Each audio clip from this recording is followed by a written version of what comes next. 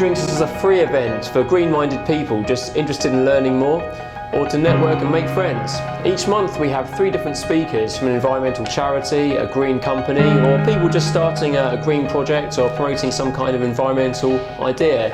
Do join us. London Green Drinks is the 2nd Tuesday of each month. It's free and it starts at 6:30. Do come along. Cheers. It's just a general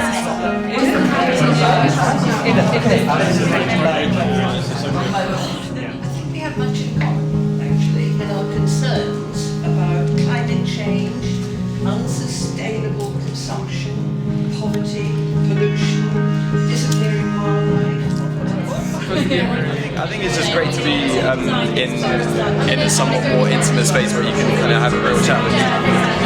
And it's just great to be around like-minded people as a whole and have like a chill evening like this where you hear some great ideas, you get some creative juices flowing, and then a lot of the time, because everyone is interested in the same sort of sectors that you are, it's things that you can apply to what you're doing without it necessarily, even if they're completely different ideas. So,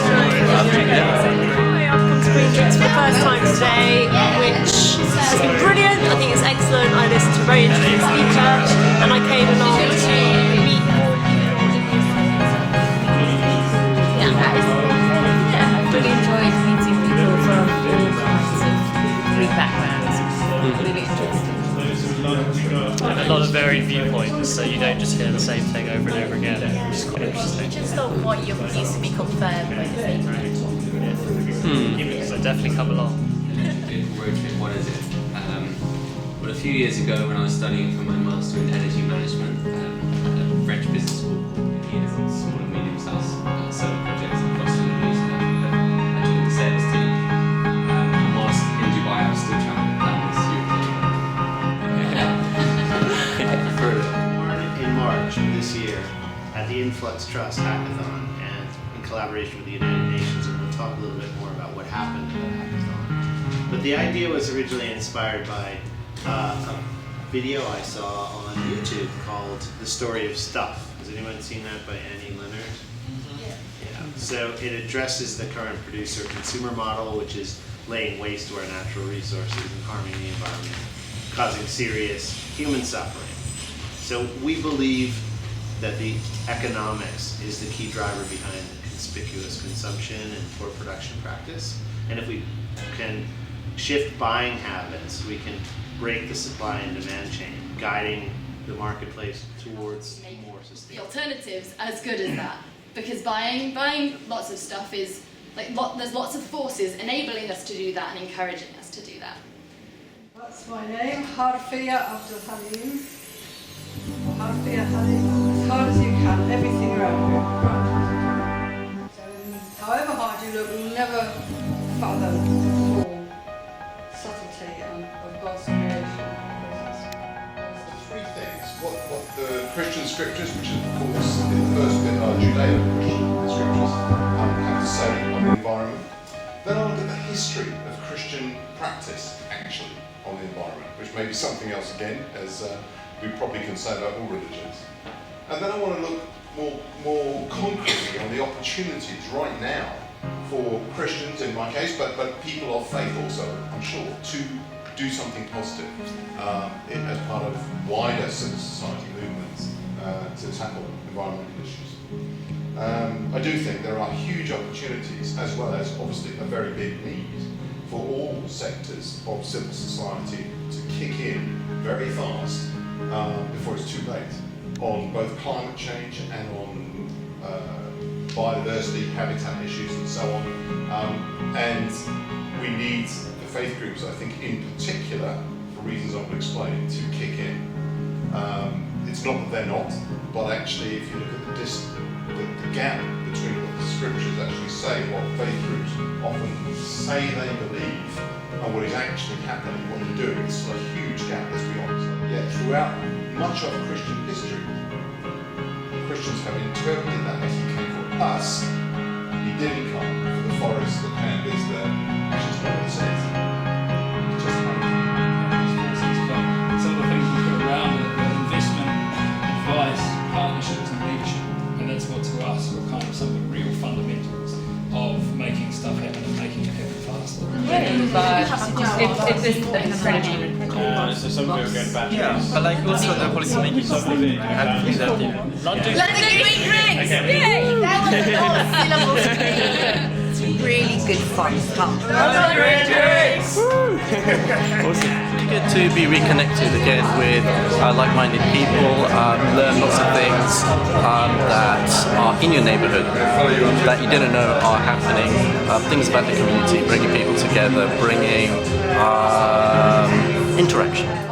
The fertility rate in Nigeria is currently 5.6 little babies. Well, some little babies are wonderful.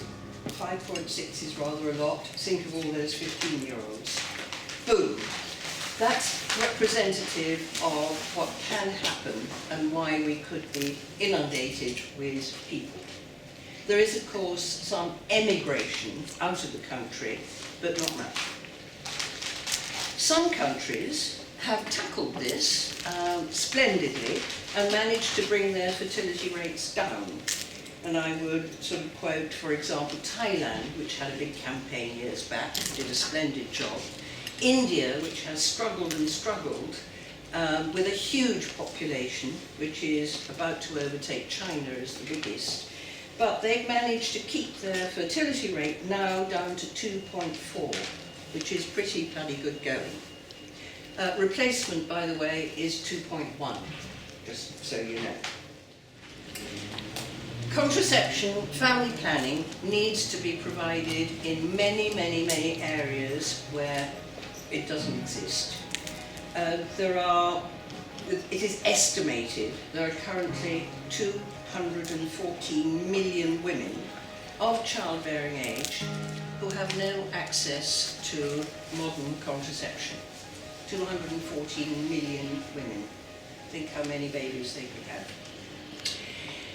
What's more, it's no good just dishing out the condoms. They need education and they need a variety of methods that they feel comfortable with and that gives them control. A woman, you may be astounded to hear, cannot easily control use of a condom. Say you were born in, I don't know, 1985. Take a random date, why not? That's about here. Since you were born, the population has grown that much, if you were born in 1985. How do you feel about that? Scary. Bit of a gulp. Things like the plague and the Black Death only produce tiny little blips, and that is what happens with epidemics. So that's the picture, that's what we've got. Population of the UK at the moment is round about 65.5, but that's in this country, and of course that's growing. Where is the main growth area? Where are we looking at the boom? Well, mainly of course in sub-Saharan Africa. And I'd like to pick one example of the country in sub-Saharan Africa which has the biggest population, Nigeria. So, I've said sub-Saharan Africa is the big boom, and this may lead you to think, well yes, we're saying it's their problem. Not a bit of it. It is our responsibility very much too, because we are all big, big consumers and big, big polluters, as you all know. And this is what you in Green Drinks are probably battling with, but that is the problem in the developed world. And so in the developed world, it's important for us here to think about the number of kids we produce. The UK, here in this country, we import over half our food and animal feed. Over half comes from elsewhere. We are not sustainable. Take an example of carbon emissions, which obviously affects climate change, something I think we all care about. One American is responsible for 40 times the emissions produced by a Bangladeshi. So you can see the impact of one American versus one Bangladeshi.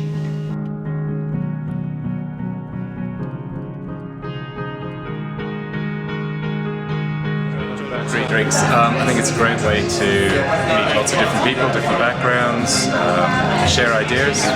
We had 3 good speakers tonight, all with different ideas. Great stuff. Caring and sharing.